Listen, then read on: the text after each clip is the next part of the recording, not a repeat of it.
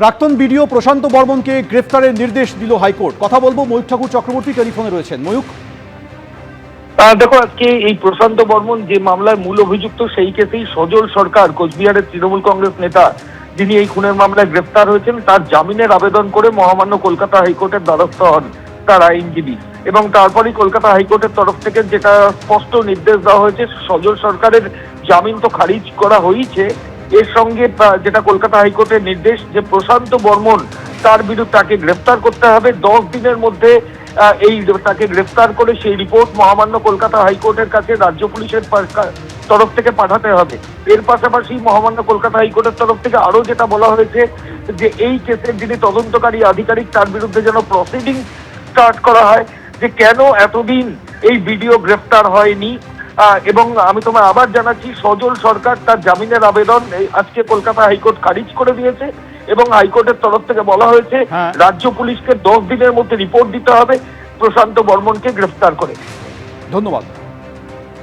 ঘটনাটা হচ্ছে বিধাননগরের যে AE 337 এখানের একটি ফ্ল্যাট নিয়ে, যেটি জয়প্রকাশ মজুমদার অভিযোগ 2012 সালে তিনি ভাড়া নেন এবং 2012 সালের পর তার যে চুক্তির মেয়াদ 2015 সালে সেই মেয়াদ উত্তীর্ণ হয়ে যায়। তারপরে নতুন করে কোনো চুক্তি হয়নি, তা সত্ত্বেও তিনি রাজনৈতিক প্রভাব দেখিয়ে সেই ফ্ল্যাট দখল করে রেখেছিলেন বলে অভিযোগ। এবং তিনি যার সঙ্গে চুক্তি করেছিলেন সেই ব্যক্তি যে ওনার, তিনি মারা যান। তার স্ত্রী এই মুহূর্তে বর্তমান রয়েছেন এবং তার স্ত্রী গত মাসে তার স্ত্রীর সঙ্গে কথা হয় যে তিনি সেই ফ্ল্যাট ছেড়ে দেবেন, এবং অভিযোগ যে তিনি তা সত্ত্বেও ছাড়েননি। এবং আজকে যেটা বিবাদ হয় যে ফ্ল্যাটের যে গেটের সামনে গিয়ে AE 337 সেখানে গিয়ে যিনি ফ্ল্যাট ওনার ভদ্রমহিলা তিনি যান এবং সেখানে গিয়ে তিনি সেখানে তালা দেন। সেই তালা খোলা এবং ভাঙা নিয়ে বিবাদ হয়, বচসা হয়, ধাক্কাধাক্কি হয়। অভিযোগ এই প্রবীণ ভদ্রমহিলাকে জয়প্রকাশ মজুমদার ধাক্কা মারেন এবং এই ভিত্তিতে তারপরে পুলিশকে ডাকা হয়। বিধাননগর উত্তর থানার পুলিশ ঘটনাস্থলে আসে এবং তা প্রথমে জয়প্রকাশ মজুমদারকে আটক করে নিয়ে আসা হয় এখানে, এবং তারপরে নির্দিষ্ট অভিযোগের ভিত্তিতে শ্লীলতাহানির অভিযোগে তাকে গ্রেপ্তার করা হয়েছে, তেমনটাই জানা যাচ্ছে বিধাননগর উত্তর থানার অভিযোগ। এই ভিত্তিতে বড় খবরে নজর রাখবো, অভিষেক বন্দ্যোপাধ্যায়ের বাড়িতে পৌঁছে গেলেন ইডির আধিকারিকরা। আরো একবার আপনাদের জানিয়ে রাখবো, ইডির আধিকারিকরা তারা অভিষেক বন্দ্যোপাধ্যায়ের বাড়িতে পৌঁছে গিয়েছেন এবং এই মুহূর্তে যেটা জানা যাচ্ছে যে প্রাথমিক নিয়োগে দুর্নীতি মামলায় সমনের জন্য তাকে অভিষেক বন্দ্যোপাধ্যায়ের বাড়িতে তারা পৌঁছে গিয়েছেন এবং সামনের সপ্তাহে তাকে হাজিরার নোটিশ দেওয়া হলো। দেখতে পাচ্ছেন এই মুহূর্তে সেই ছবি, অভিষেক বন্দ্যোপাধ্যায়ের বাড়ির সামনে ইডির অফিসাররা তারা দাঁড়িয়ে রয়েছেন। কালীঘাট রোডের বাড়িতে তারা পৌঁছে গিয়েছেন। ঠিক কি জানা যাচ্ছে এখনো পর্যন্ত? প্রকাশ সিনহা সরাসরি আমাদের জানাবেন। প্রকাশ, ইডি সূত্রের খবর, যেটা ইডি সূত্রে জানা যাচ্ছে যে আজকে ফের ইডি আধিকারিকরা অভিষেক বন্দ্যোপাধ্যায়ের বাড়িতে গিয়েছিলেন এবং সেখানে তারা নোটিশ দিয়ে এসছেন প্রাথমিক নিয়োগ দুর্নীতি মামলায়। ইডি সূত্রের খবর যে অভিষেক বন্দ্যোপাধ্যায়কে তলব করা হয়েছে সিজিও কমপ্লেক্সের ইডি দপ্তরে। তোমার মনে থাকবে, প্রাথমিক নিয়োগ দুর্নীতি মামলায় একাধিকবার অভিষেক বন্দ্যোপাধ্যায়কে এর আগেও তলব করা হয়েছে। তিনি একবার সিজিও কমপ্লেক্সের দপ্তরে গিয়েছিলেন, তাকে জিজ্ঞাসাবাদ করা হয়েছিল। কিন্তু যেটা ইডি সূত্রের খবর, ফের নতুন করে তাকে তলব করা হয়েছে প্রাথমিক নিয়োগ দুর্নীতি মামলায়। ইডি সূত্রের খবর যে আজকে ইডির অফিসাররা তার কালীঘাটের বাড়িতে চলে যান এবং সেখানে গিয়ে তাকে নোটিশ সার্ভ করা হয়েছে। এবং যেটা ইডি সূত্রের খবর, এক্স্যাক্ট ডেট এখনো পাওয়া যাচ্ছে না, কিন্তু 14 তারিখ বা 15 তারিখ অর্থাৎ দ্বিতীয় সপ্তাহে এই দুদিনের মধ্যে একদিন তাকে তলব করা হয়েছে। সেকেন্ড উইকে অভিষেক বন্দ্যোপাধ্যায়কে তলব করা হয়েছে সিজিও কমপ্লেক্সের ইডি দপ্তরে। এবং যেটা ইডি সূত্রের খবর, যেটা ইডির আধিকারিকরা দাবি করছেন, তুমি জানো প্রাথমিক নিয়োগ দুর্নীতি মামলায় তোমার মনে থাকবে যে অভিষেক বন্দ্যোপাধ্যায় তিনি কিন্তু ইডি দপ্তরে গিয়েছিলেন, একাধিক নথি তিনি জমা দিয়েছিলেন এবং সেই সমস্ত নথি খতিয়ে দেখার পর, এবং যেটা ইডি সূত্রের খবর যে নতুন বেশ কিছু তথ্য সামনে এসছে। তোমার মনে থাকবে প্রাথমিক নিয়োগ দুর্নীতি মামলায় লিপস অ্যান্ড বাউন্সের নাম সামনে এসেছিল এবং ইডির তরফে যে চার্জশিট জমা করা হয়েছিল, সেই সিবিআই তরফে যে চার্জশিট জমা করা হয়েছিল সেখানে কিন্তু লিপস অ্যান্ড বাউন্সের একাধিক নাম ছিল, অভিষেক বন্দ্যোপাধ্যায়ের নাম দেওয়া হয়েছিল।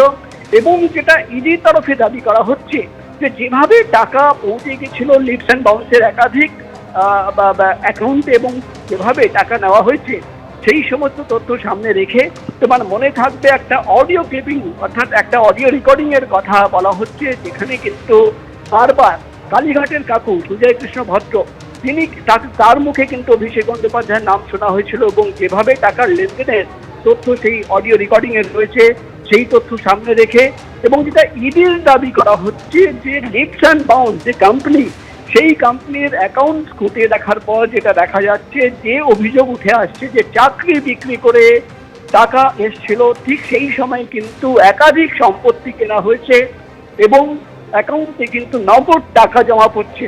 অর্থাৎ যেটা ইডি সূত্রের খবর, নতুন কিছু তথ্য, সেই তথ্য সামনে রেখেই কিন্তু ইডি আধিকারিকরা অভিষেক বন্দ্যোপাধ্যায়কে জিজ্ঞাসাবাদ করতে চান। একেবারেই তুমি আমাদের সঙ্গে থাকো। যে খবরে আমরা রয়েছি, অভিষেক বন্দ্যোপাধ্যায়ের বাড়িতে পৌঁছে গেলেন ইডির আধিকারিকরা।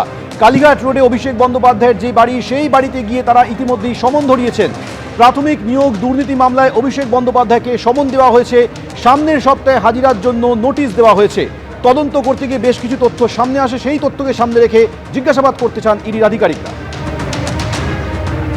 অভিষেক বন্দ্যোপাধ্যায়ের বাড়িতে পৌঁছানো জিডি আধিকারিকরা। প্রকাশ সিনহা আমাদের প্রতিনিধি রয়েছেন আমাদের সঙ্গে। প্রকাশ, এর আগে তদন্তে লিপস অ্যান্ড বাউন্সের কথা জানা গিয়েছিল, একটি অডিও মেসেজও কিন্তু সামনে এসেছিল।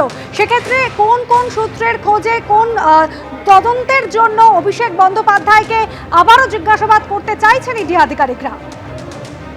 দেখো, তুমি জানো ইডি আধিকারিকরা মূলত মানি লন্ডারিং অর্থাৎ টাকার যে লেনদেন হয়েছে সেই তথ্য সামনে রেখেই কিন্তু তদন্ত করেন। অর্থাৎ টাকা, চাকরি বিক্রি করে যে কোটি কোটি টাকা তোলা হয়েছিল বাজার থেকে, চাকরি বিক্রি করে তোমার মনে থাকবে সিবিআই তরফে যে চার্জশিট জমা পড়েছে সেখানে কিন্তু একাধিক অভিযোগ আনা হয়েছিল এবং সেই অভিযোগে একটা অভিযোগ ছিল যে কালীঘাটের কাকু অর্থাৎ সুজয় কৃষ্ণ ভদ্র, তার মাধ্যমে কিন্তু একাধিক এজেন্টরা তারা কিন্তু চাকরি বিক্রি করে যে টাকা পৌঁছে গেছিল তাদের কাছে, সেই টাকা পৌঁছে গেছিল সুজয় কৃষ্ণ ভদ্রের কাছে এবং লিপস অ্যান্ড বাউন্সের অ্যাকাউন্টে, এবং একটি অডিও রেকর্ডিং এর বেশ কিছু ট্রান্সক্রিপশন চার্জশিটের কপিতে ছিল। এবং সেখানে যেটা দাবি করা হচ্ছিল যে একাধিক ব্যক্তিদের সঙ্গে বৈঠক করার সময় সুজয় কৃষ্ণ ভদ্র দাবি করছেন যে সাহেব মানবেন না, অর্থাৎ কিভাবে টাকার লেনদেনের তথ্য সামনে ছিল, কত টাকা দিতে হবে, কত টাকায় চাকরি বিক্রি করতে হবে, সেই যাবতীয় রেকর্ডিং এ কিন্তু তথ্য পাওয়া গেছিল। এবং সেই তথ্য সামনে রেখে যখন ইডি আধিকারিকরা দাবি করছেন যে তারা কিন্তু তদন্ত শুরু করেন, এবং যেটা দেখা যাচ্ছে, যেটা ইডির তরফে দাবি করা হচ্ছে, যে দেখা যাচ্ছে যে যেভাবে এই অভিযোগ উঠে আসছে যে সময় একেবারেই প্রকাশ, অভিষেক বন্দ্যোপাধ্যায় তার বাড়িতে আমরা দেখতে পাচ্ছি সেই ছবি। ইডির আধিকারিকরা তারা কিছুক্ষণ আগেই পৌঁছে যান, তাকে তলব করা হয়েছে এবং যেটা জানা যাচ্ছে সামনের সপ্তাহেই হাজিরার জন্য তাকে নোটিশ দেওয়া হলো। কালীঘাট রোডের বাড়িতে গিয়ে আজকে তাকে সমন দিয়ে এলেন ইডির আধিকারিকরা। প্রাথমিক নিয়োগ দুর্নীতি মামলায় সমন দেওয়া হলো অভিষেক বন্দ্যোপাধ্যায়কে। সামনের সপ্তাহে তাকে হাজিরার জন্য নোটিশ দেওয়া হয়েছে।